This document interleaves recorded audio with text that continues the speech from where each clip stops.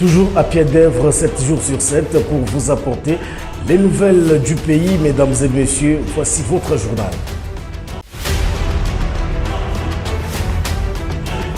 Au sommaire de cette édition du journal, échange des rebelles ADF congolais et ougandais capturés par l'armée congolaise et ougandaise. La cérémonie a eu lieu au fort portail de l'Ouganda entre les officiers des deux armées. Et puis, le monde célèbre la journée mondiale de la justice sociale le 20 février de chaque année. Occasion de mettre en valeur et promouvoir la justice dans la société. Retrouvez les détails de tous ces titres tout de suite dans votre journal. Merci de nous recevoir chez vous. Au total, 34 rebelles terroristes ADF de nationalité congolaise et 3 de la nationalité ougandaise ont été tour à tour remis dans les mains des officiers supérieurs de leurs pays respectifs. C'était au cours d'une séance de travail qui s'est déroulée samedi 18 février 2023 à Fort Portail de l'Ouganda. C'est un reportage d'Isaac Bunigeve rendu ici par Gérard Isaac Sangwa. Les porte-parole des opérations conjointes FARDC-IPDF, lieutenant-colonel Azukai, a au cours d'une séance de travail samedi 18 février 2023 au Fort Portail en Ouganda fait savoir que l'armée ougandaise a rendu aux forces armées de la République démocratique du Congo 34 rebelles de nationalité congolaise qui se sont rendus à l'IPDF. Kidogo hapa au wote tumewakamata kutoka sehemu mbalimbali kwa operation za kwetu huko ndani Kongo. Sehemu hakuna barabara. Ndio sehemu tumetoa watoto hawa kwa ajili hakuna barabara huko, wamekuwa wanaletwa na helikopta, wanakuja wanachungwa vizuri sana hapa. Saa hii tuko kwa handover, tunawapatia fadak waurudishe kwao nyumbani Kongo. De l'autre côté, l'armée congolaise a pour sa part remis à l'IPDF 3 rebelles ADF ougandais qui se sont rendus aux forces armées de la République démocratique du Congo. Bien sûr, lorsque nous allons les ramener au niveau de l'état-major, plus précisément à Beni, aux yeux des autorités politico-administratives, nous allons les remettre dans leurs familles respectives. Les opérations conjointes ou Souja, les bilans sont encourageants. Ici, nous ne disons pas que nous avons neutralisé tout, non. Ou on a tout fait, non. Mais il reste encore beaucoup à faire. Mais sur le terrain, nous savons que la capacité des nuisances, n'est-ce pas, de l'ennemi a diminué sensiblement. Voilà ce que je peux dire sur le. Une satisfaction pour les bénéficiaires soucieux de retrouver leur pays.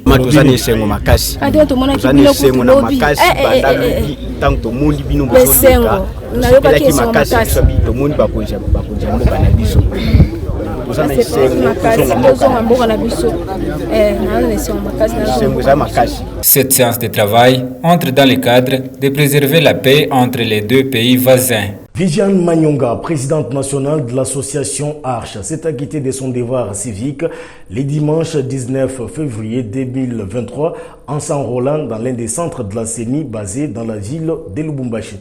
Reportage Jean-Paul Mougal.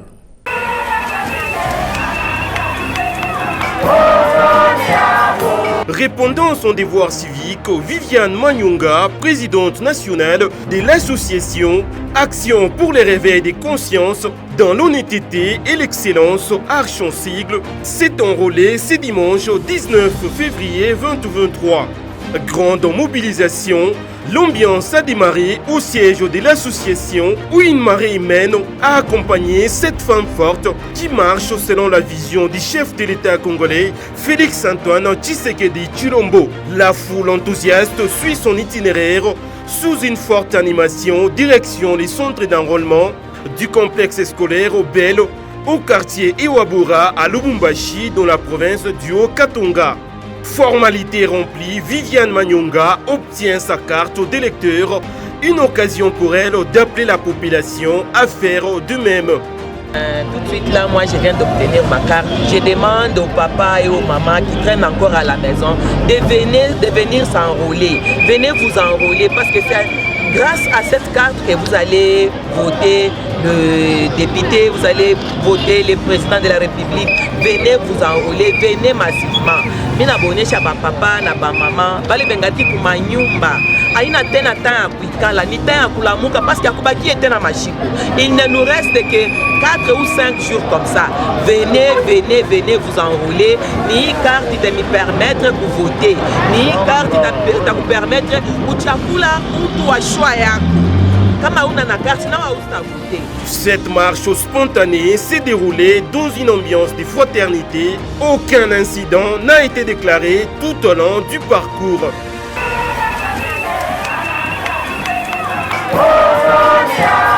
Dans la province de l'Ituri, le chef coutumier des Bahema Sud, André Takumara, a procédé le dimanche 19 février 2023 au lancement des opérations d'enrôlement des électeurs dans cette contrée de la République démocratique du Congo. Toutefois, André Takumara s'est dit déterminé à pouvoir acheminer les kits électoraux dans toutes les agglomérations où l'accès pour les véhicules reste encore très difficile. Suivez-les sur ce propos recueilli pour vous par notre permanent depuis la province de l'Ituri, Thierry Bahati Rafiki. Nous rendons et vibrons hommage à son excellence politique de la République, le chef de l'État, excellence Félix Tshisekedi Tshilombo, qui est un premier patriote. Il a tout organisé en fait qu'aujourd'hui, les premières échéances électorales aient eu lieu, notamment l'enrôlement. Sur ce, nous invitons toute la population du secteur de Bahema Sud qui a atteint l'âge majeur de s'enrôler, de venir massivement s'enrôler. Et nous, en qualité du premier citoyen du secteur de Bahema Sud, nous avons accompli notre devoir et voilà, nous venons d'être enrôlés, nous avons accompli notre devoir physique et qui nous donne maintenant mandat de pouvoir voter nos dirigeants qui vont pouvoir nous diriger lors des échéances électorales qui vont pouvoir débuter en décembre 2023. C'est ainsi toute la population, nous vous invitons de vous enrôler massivement, de donner la chance à nos candidats de pouvoir également voter ceux-là qui seront utiles pour le pays et qui vont nous aider demain à tenir bon dans l'administration de notre pays. Sur ce, nous avons lancé officiellement cette séance de l'enrôlement en secteur des Bahema Sud. Plusieurs réactions se font entendre au sein des organisations non gouvernementales en RDC qui œuvrent dans les domaines de la lutte contre les violences faites à la femme, surtout lorsqu'il s'agit de cette vidéo devenue virale sur la toile montrant une femme qui s'est fait fouetter violemment par un élément de sécurité en République démocratique du Congo. À cette occasion, un praticien de la loi, Maître Fidel Kiomba, donne les prescrits de la loi par rapport à cette pratique qui laisse à désirer sur ce propos recueilli pour vous par Beki Kassongo. Vous avez donné la première hypothèse d'un officier de l'État, un officier du ministère public qui envoie un mandat d'amener, et c'est cette pièce qui permet à l'agent qui va exécuter de se saisir de la personne à charge de qui le mandat a été émis pour la conduire devant l'officier du ministère public émetteur de ce mandat-là. Alors, dans l'entretemps, quel est le traitement qu'on doit réserver à cette personne? Je dis que c'est un traitement qui ne doit pas être dégradant. Donc, la personne a droit à sa dignité, la personne a droit au respect. Donc, c'est dans ces conditions-là, de dignité, de respect de sa personne, qu'on doit l'acheminer devant l'officier du ministère public. Deuxième hypothèse, c'est que peut-être il n'y a pas un mandat d'amener, c'est un cas de flagrance, ok? Et là, on s'est saisi de la personne pour l'acheminer devant toujours l'officier du ministère public. Même dans cette hypothèse-là, il faut réserver un traitement de dignité, un traitement qui respecte la personne humaine. Ce n'est pas parce qu'on présume qu'elle a commis une infraction qu'on devrait lui réserver un traitement dégradant. Voilà. Et dans les restes de l'actualité, les coordonnateurs de l'Union sacrée dans les Hauts-Katanga et premier vice-président du parti politique Alternance pour l'émergence du Congo, le professeur Henri Yamba Mbouyou s'est acquitté de son devoir civique le dimanche 19 février 2023 en se faisant enrôler pour obtenir sa carte d'électeur. Il s'était fait accompagner de tous les membres de son parti politique. Patrick Zola nous en dit plus. Le coordonnateur de l'Union sacrée La Nation Grand Katanga et premier vice-président de l'Alternance pour l'émergence du Congo ASE en sigle, le professeur politologue Henri Mbambouyou a répondu à son devoir civique ce dimanche 19 février 2023 au centre d'enrôlement situé au collège Saint-François d'Assise dans la commune annexe. Accompagné des hauts cadres de l'Alternance pour l'émergence du Congo et son premier vice-coordonnateur de l'Union sacrée La Nation Grand Katanga Dieudonné Tchengue et des milliers de militantes et militants venus de partout pour accompagner le syndicat du peuple. L'homme du peuple a eu sa carte de lecteur avec une belle impression et ne jure qu'à la réélection de Félix-Antoine Tshisekedi Tshilombo en décembre 2023. Comme c'est toujours, le bon maître est celui qui montre l'exemple. Nous avons crié pour que les gens puissent s'enrôler massivement. Aujourd'hui, je suis venu moi-même en tant que maître, en tant que le prédicateur de l'enrôlement, venir moi-même remplir mes droits civiques. J'espère que vous avez vu, je me suis fait enrôler et j'ai eu ma carte de lecteur. Ça c'est pour montrer que nous avons prêché et nous devons nous-mêmes montrer l'exemple. Je n'ai pas pris beaucoup de temps, nous sommes arrivés, on a suivi l'alignement dans peu de temps comme c'est rapide et nous avons eu nos cartes. Tous les membres ont eu leurs cartes. C'est pour rassurer vraiment que nous aurons le deuxième mandat de Fachi. Donc Fachi Béton doit être réélu. L'enrôlement massif des électeurs reste la priorité de Baba Wakatanga, le professeur Henri Mbambouyou, qui a pour Fachi Béton sa priorité. Nous avons prêché Fachi Béton à Kalemi, nous avons prêché Fachi Béton ici et nous avons demandé à la population de s'enrôler massivement. Et voilà, aujourd'hui, je suis venu moi-même d'abord m'enrôler et leur dire de s'enrôler encore davantage. Que ceux-là qui n'ont pas encore eu leur carte, ils doivent passer dans des centres d'enrôlement pour s'enrôler. Les Lions Blancs Henri Amba promet de continuer sa mission de prêcher Félix-Antoine Tshisekedi Tshilombo, son ticket gagnant en décembre 2023.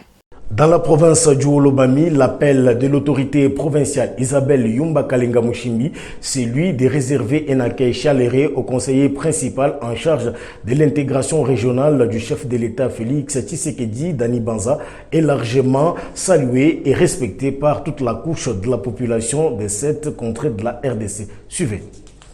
L'appel lancé par la gouverneure Dr Isabelle Kalenga Mushimbi à la population du Olomami, c'est celui de réserver un accueil digne de son rang au conseiller principal du chef de l'État en intégration régionale, l'ambassadeur Dani Banza Maloba. Partis politiques, confessions religieuses et associations membres de l'Union sacrée de la Nation, au nombre desquels nous ajoutons la Fondation Samuel Yumba Mwanabouté, FOSIM en sigle, ont répondu tous présents à cet appel. Fortement mobilisés, les membres de la FOSIM engagés pour réserver un accueil chaleureux au digne fils du Olomami, c'est vendredi 17 février 2023.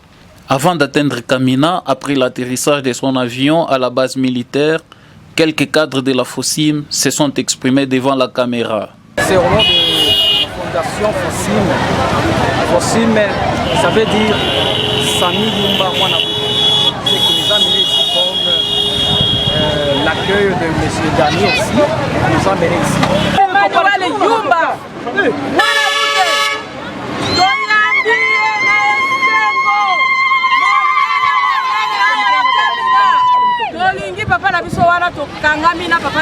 Fondation Samuel Yumba Mwanabouté, président national wetu ni Samuel Yumba Mwanabouté.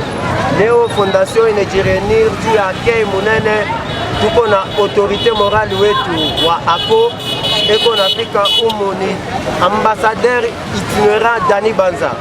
Jo pale unaona FOSIM yote isha kujimobilize, inajifanya un seul homme juu ya kumupokelea ambassadeur wetu. Il est 13h, heure locale, à l'entrée de la ville de Kamina, partis politiques, associations, confessions religieuses qui attendaient impatiemment l'ambassadeur Dani Banza.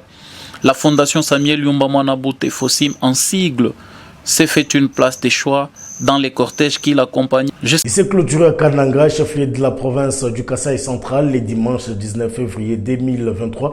Les travaux du premier conclave international réunissant les fils et filles de l'espace Grand Kasaï. Ces assises de 3 jours a connu plusieurs moments forts, comme nous explique ce reportage de Soleil Ntumba Moufika. Regardez.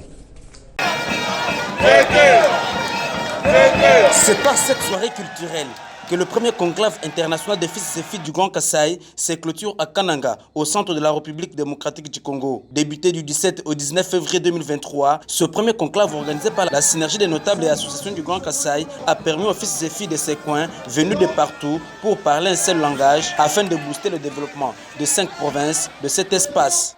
Nous nous engageons à œuvrer pour l'accompagnement culturel, économique et du développement de notre pays, la République démocratique du Congo en général et en particulier de l'espace du Grand Kasaï.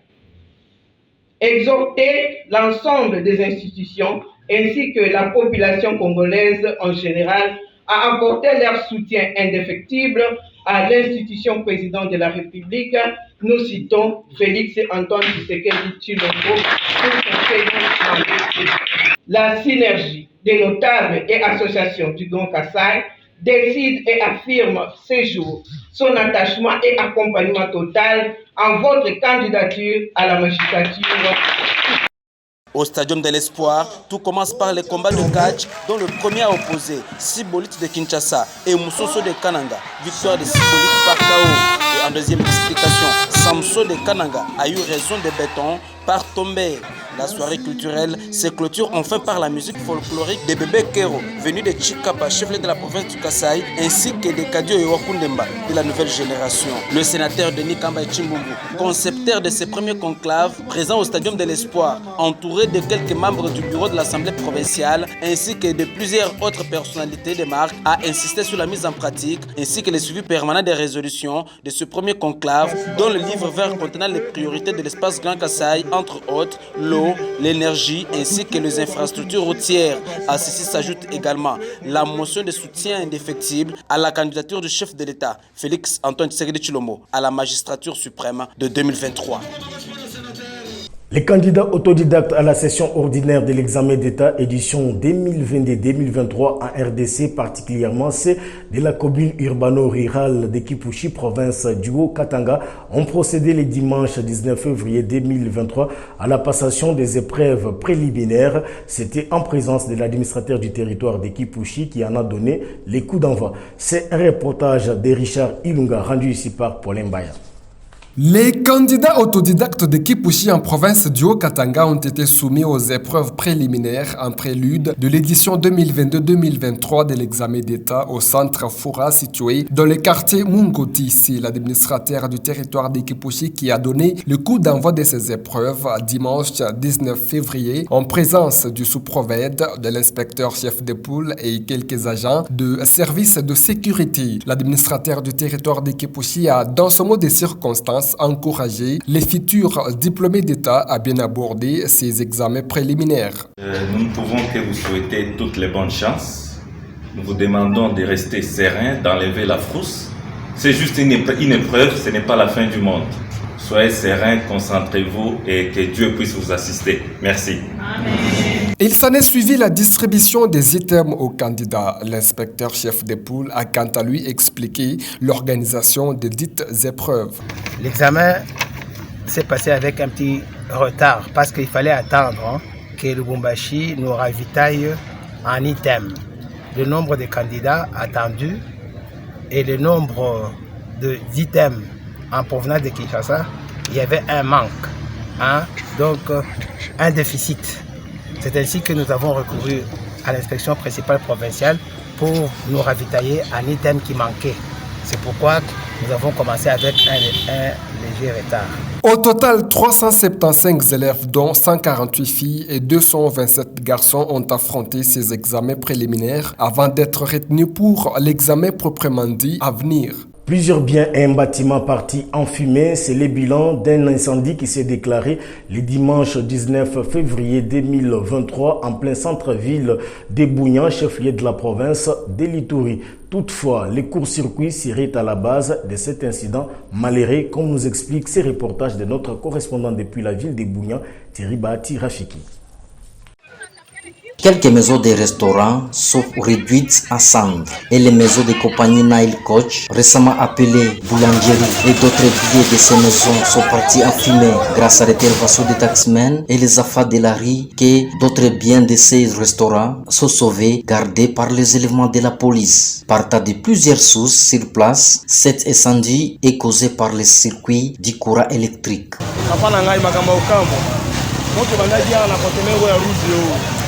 Eza courant bakangaki porte bajene base mobilize bafungola yango elonga makite tellement bakangelaki kote ya kati eziki moto bandi courant papa bajene base mobilize po bafungola yango elongami eshinji bajene base mobilize eshinji moto efumbwi emati kuna likolo na ndako ya munene apenda ndako ya munene bandi kozika ezi kioske moko eza awa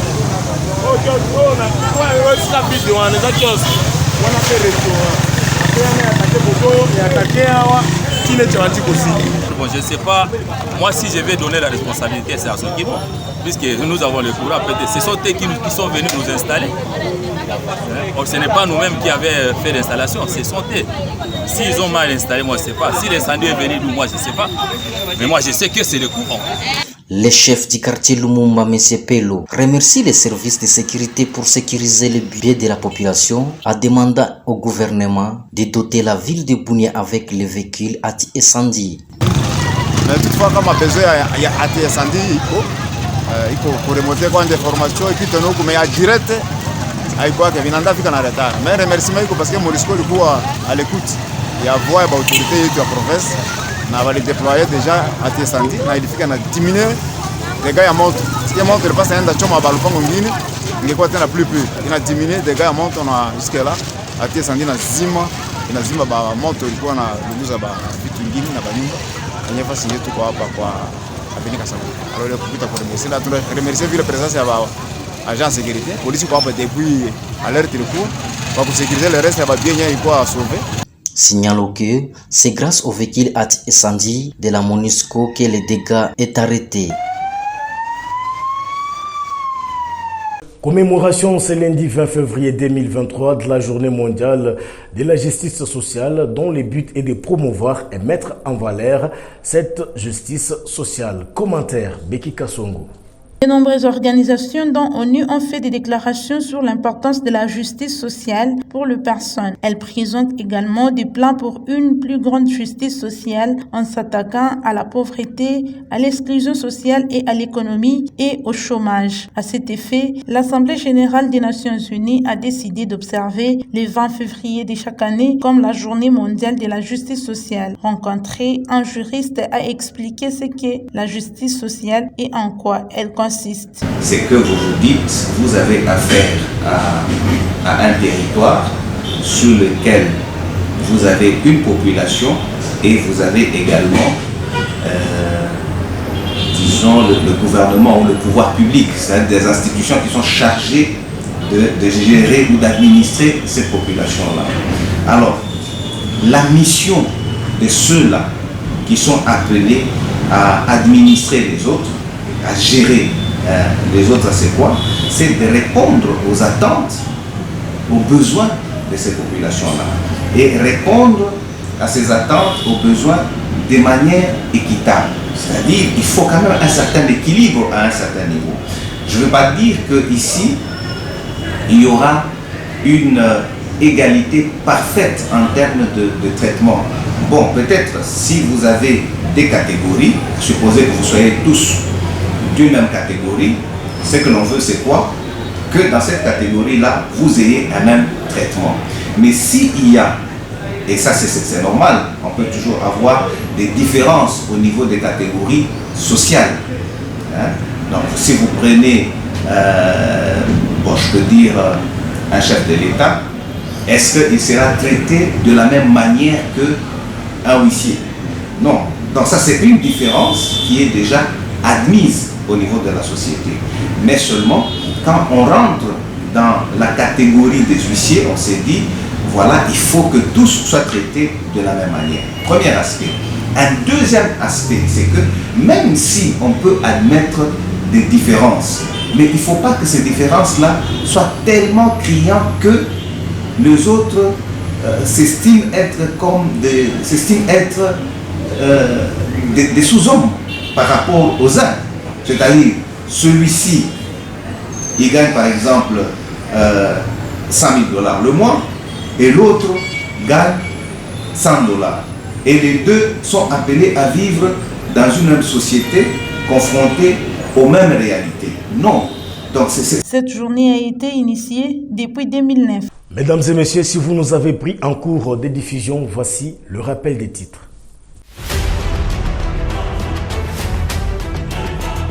Dans ce journal, il était question de l'échange des rebelles EDF congolais et ougandais capturés par l'armée congolaise et ougandaise. La cérémonie a eu lieu au fort portail de l'Ouganda entre les officiers des deux armées. Et puis, le monde célèbre la journée mondiale de la justice sociale le 20 février de chaque année, occasion de mettre en valeur et promouvoir la justice dans la société. C'est même par ici que nous mettons un terme à cette édition du journal. Merci à vous, mesdames et messieurs, de l'avoir suivi. Bonne suite des programmes sur Molière Télévision et à très vite.